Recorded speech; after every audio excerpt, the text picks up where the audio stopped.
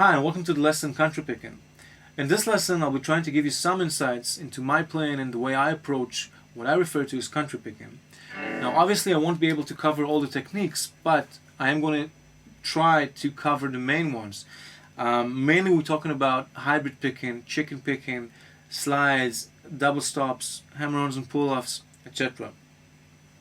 Now before we move on, let me explain the way I see chicken picking and what is chicken picking. Chicken picking is a very particular sound of playing. It's a very unique style of playing and you cannot mistake it for something else. Now if you try to break down chicken picking into several components, I guess you can break it down into three components. The first component will be the mute. The second component will be the regular strokes of the strings. The third component will be the pop. Now let me demonstrate what I mean. The mute obviously is just the string being muted. The regular strokes is the regular playing. And the pop is the popping of the string, obviously. You can do this with your fingers or with your pick. With the fingers and the pick, it doesn't really matter.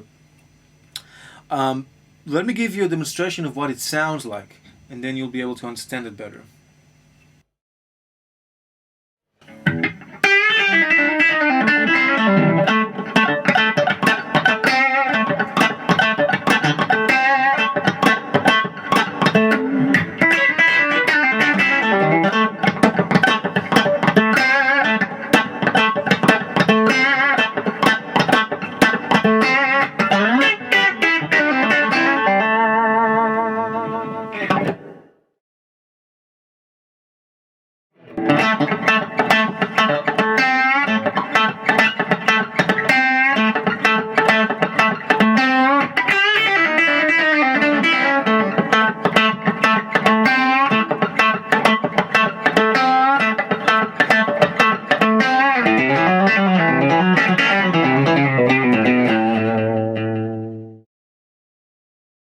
Alright, so let's look at the first exercise.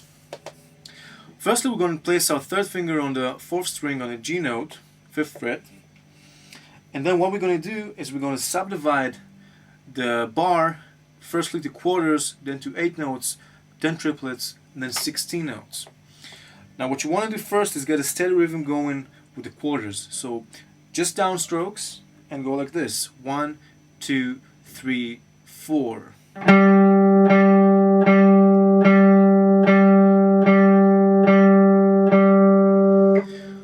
Now that you have that going, we're going to add in the 8 notes. So I'm going to use, on the downbeat, I'm going to use the downstroke with my pick, and then on the offbeat, I'm going to use my middle finger of the right hand. It's going to look something like this. 1, 2, 3, 4.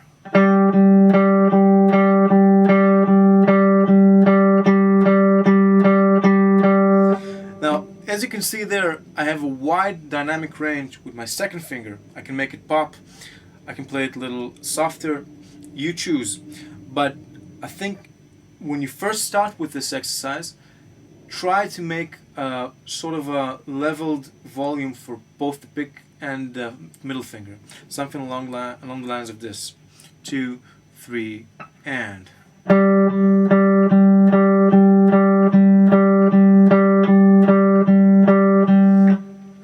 And then when you feel comfortable with that, try to make it a little bit different dynamic-wise.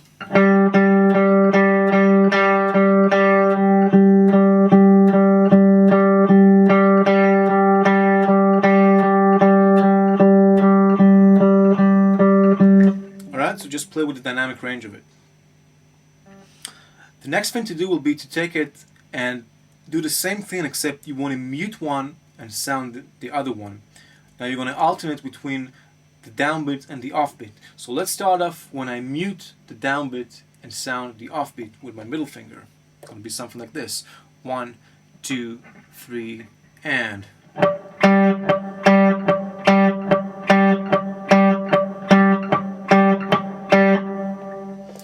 Now I'm going to do exactly the opposite. I'm going to sound the downbeat and then mute the offbeat. It's going to be something like this.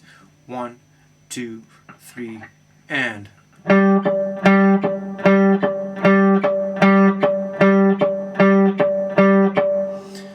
Now the cool thing about this is that you can choose whether you play the downbeat with the pick or you play the downbeat with the middle finger.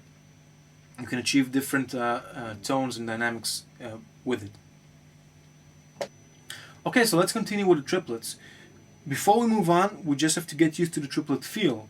In order to do that, we'll count off 1, 2, 3, 4, and then sing 1, 2, 3 on each quarter to get used to the triplet feel. It will be something like this. 1, 2, 3, 4. 1, 2, 3, 1, 2, 3, 1, 2, 3, 1, 2, 3. So if you're not already used to that, I suggest that you do that. It will help you a lot with time, etc. So let's have a look at the exercise. 1, 2, 3, 4. 1, 2, 3, 4. 1, 2, 3, 4. Okay, so you have to get used to that feel. Now again, you should be practicing this, obviously maybe with a metronome or something, or a drum machine, but you should also work on the dynamic range. For instance, you can play it loud and soft. 1, 2, 3, 4.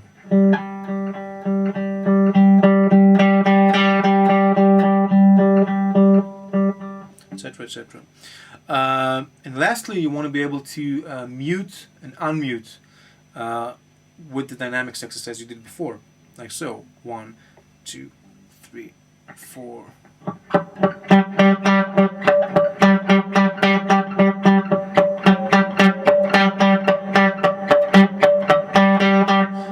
On just random places on the rhythm. Alright, let's continue with the 16th notes. Before we get started, you want to get used to that subdivision. So what you want to do is you want to maybe tap or sing the subdivision on a count. So it will be something like this. 1, 2, 3, 4. 1, 2, 3, 4. 1, 2, 3, 4. 1, 2, 3, 4. 1, 2, 3, 4. Another thing you can do is you can take, for example, like they do in conical, you can take a syllable and relate it to a note on the subdivision. It will be something like this. 1, 2, 3, 4. Takadimi, takadimi, takadimi, takadimi. It's a way to make the subdivision more friendly and musical than just counting off numbers. So I suggest you check it out anyway. It's called conical. So let's take a look at the exercise. 1, 2, 3, 4. 1, 2, 3, 4. 1, 2, 3, 4. Okay, and slowly. 1, 2, 3, 4. And again, like we did before, practice this with different dynamics, mute, unmute, soft, loud, etc. Let me show you an example of how you should practice this once you have the basic concept down. 1, 2, 3, 4.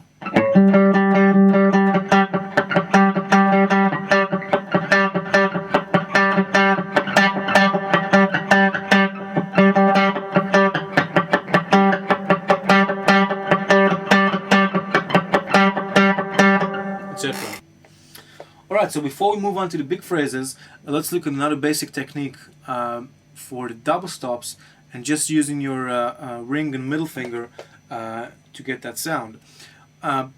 Let's take, for example, a G chord, and then we'll play the bass with the pick and then pluck the 4th and 3rd string with our middle and ring finger. And let's do it with 8 notes on a count. So 1, 2, 3, 4.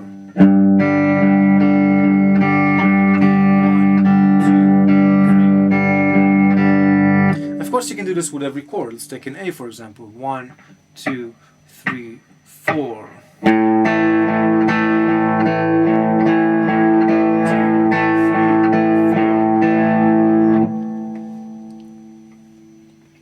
Alright, for this next double stop exercises, we're going to use triads, mainly a D triad and a C triad.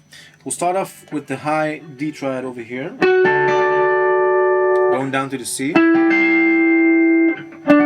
to the D, into the C, again a D, a C, a D, and a C, and then back out.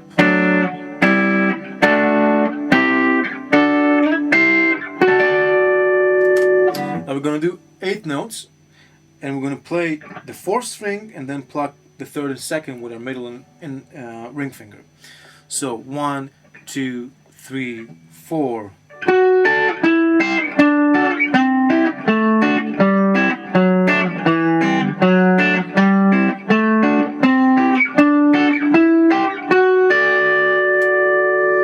Okay, 1, 2, 3, and.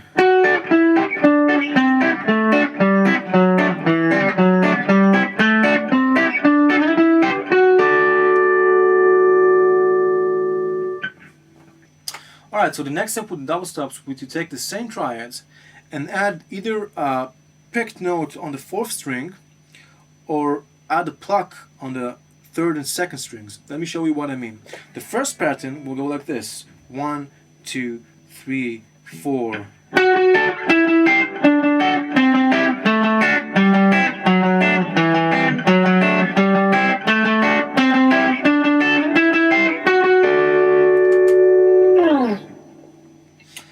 Now what I've done there is basically just play twice on the 4th string, 2 downs, and then pluck the 3rd and 2nd string.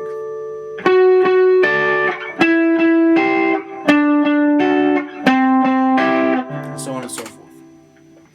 Alright, so let's look at the variation of that exercise. We can do once on the 4th string and then twice on the 3rd and 2nd strings. We'll go something like this. 1, 2, 3, 4.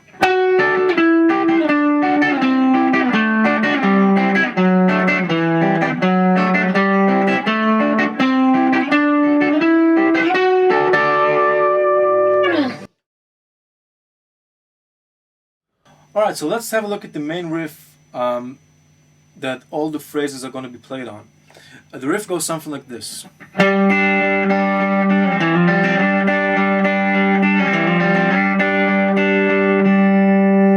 Let me slow it down for you.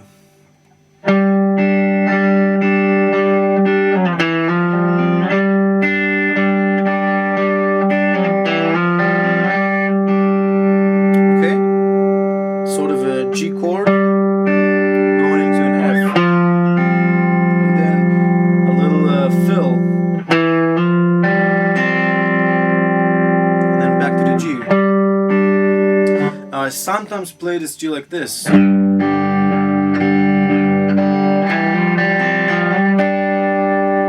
Bass and the 4th and 3rd string. I either use my finger, my 2nd or 3rd finger, or my thumb on the left hand.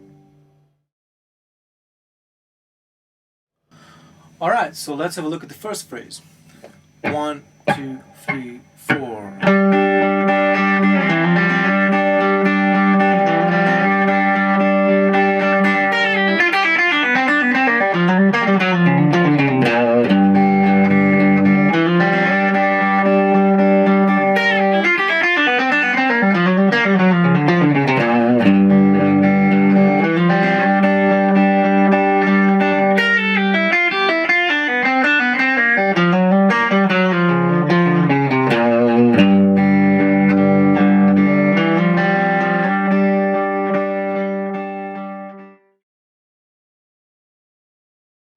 Alright, so on to the second phrase.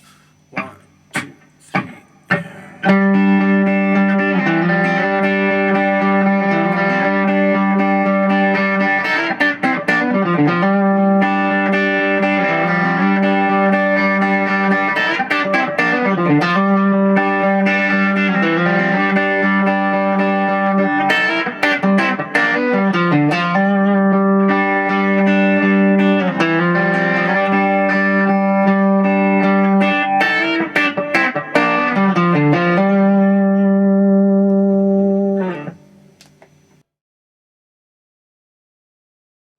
Alright, so let's take a look at the third phrase.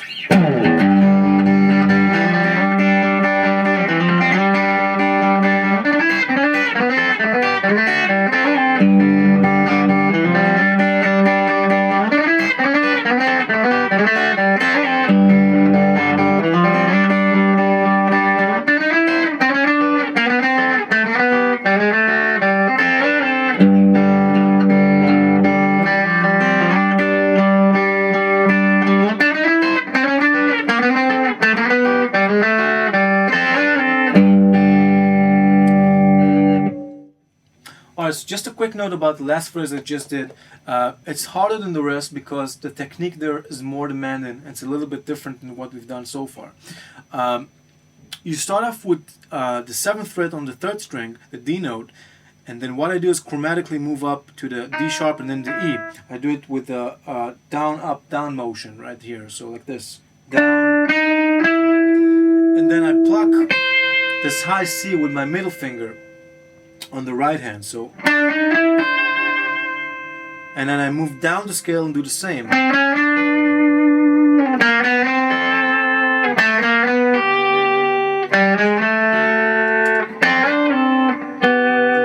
Okay, I'm looking at the scale in 6 major 6 and minor 6 intervals like this.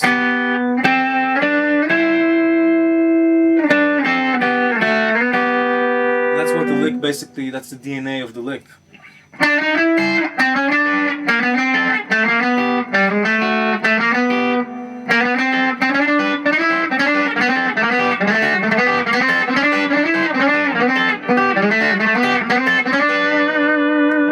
Okay, and you can do this on every scale, on every 2 strings. Alright, so let's have a look at the 4th phrase. 1, 2, 3, and...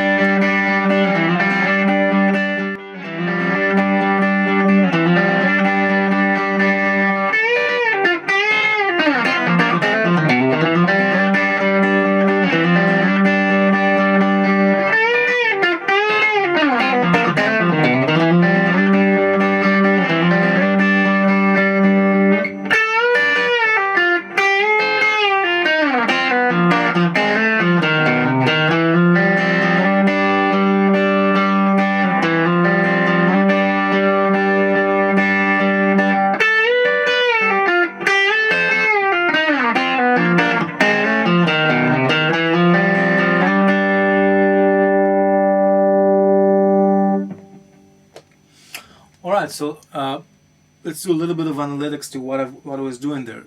I'm looking at it as a G, and then I'm looking at the triad going down to the F. So I'm stretching basically to the 3rd of the G, the C note. And then I'm ending on the 7th. Get this sound. Right? So we have, and then I do the same thing with the F chord.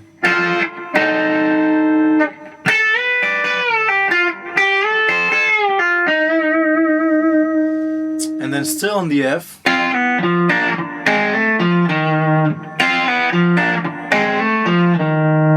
Alright? So I'm sort of escaping from the G into the F and then back to the G. I'll do it slowly again so you can see it. So I'm going from this sound, the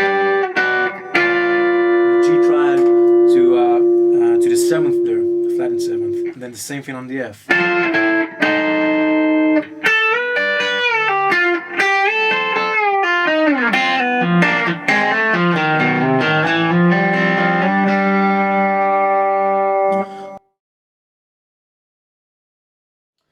Alright, so now that we've done the 4 phrases, the next step will be to take each phrase, obviously play it in time, but then you want to mix it up with the 2nd, 3rd, and 4th phrases.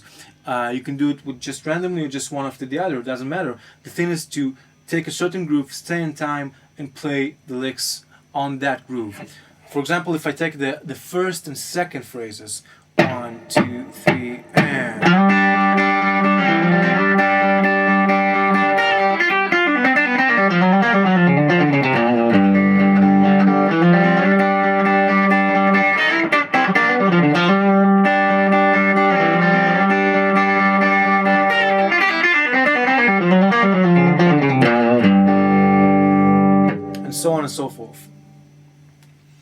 can obviously do this with the four phrases. Okay, if I take the first, the second, the third, and the fourth, it will sound something like this.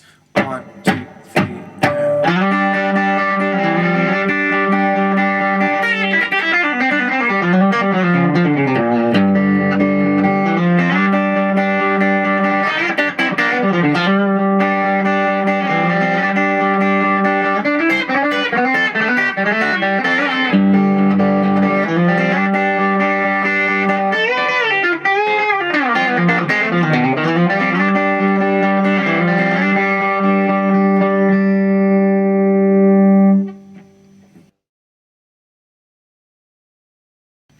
Alright, so the goal of the lesson was to get yourself familiarized with the techniques and the sounds of what I refer to as country picking.